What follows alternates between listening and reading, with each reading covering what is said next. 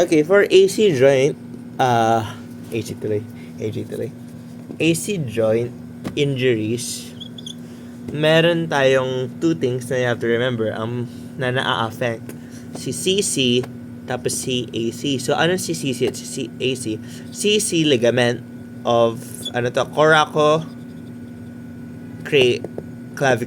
coraco-clavicular ligament. Ito naman, acromio-cervicular ligament. They're both sa shoulder. Okay? They're both ligaments sa shoulder. Kasi, clavicle and acromion process to eh. Coracoid process, acromion process to. Acromion process yung higher si acromion process. Tapos, coraco, nasa baba. Anyway, meron siyang 6 types. 1, 2, 3, 4, 5, and 6. For the 6 types, una, si first type niya, hindi pa masyadong malala.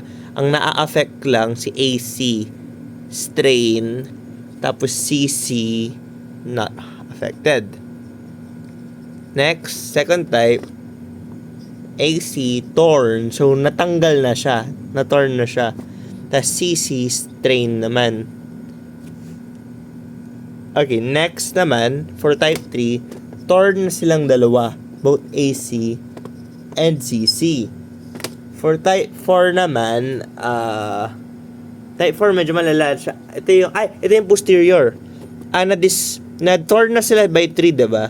So, ito, sa 4, posteriorly, na-displace ang clavicle. So, when you say posteriorly, di ba, palikod yun? Palikod siya. So, ano yun? Punta siya palikod. Tas yun, mas lumala pa siya sa 5. Sa 5, umakyat siya. Lagi niyang tandaan, pag sa type 5, umaakyat siya. Number 5 is going up. So yun, na-displace siya superiorly or upward displacement around 100 to 300%. So like, 300%. So ang nangyari dito, pwede siya na double or even triple na umakyat. And lastly, si type 6, very rare case to and requires surgery na. Si 4, 5, 6 requires surgery na actually.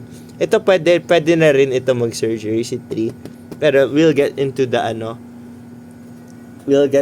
management later. Si 6, ito yung bumaba na siya. Like pumunta siya below the coracoid. Basta siya inferiorly, pero rare case siya.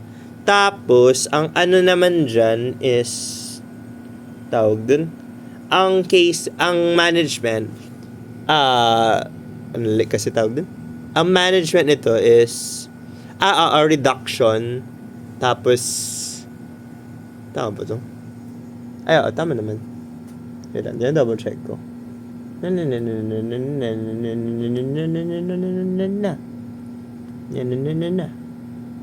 2, 3 Okay. 1, 2, 3 pain management. Surgery to. Pain. Ito naman surgery.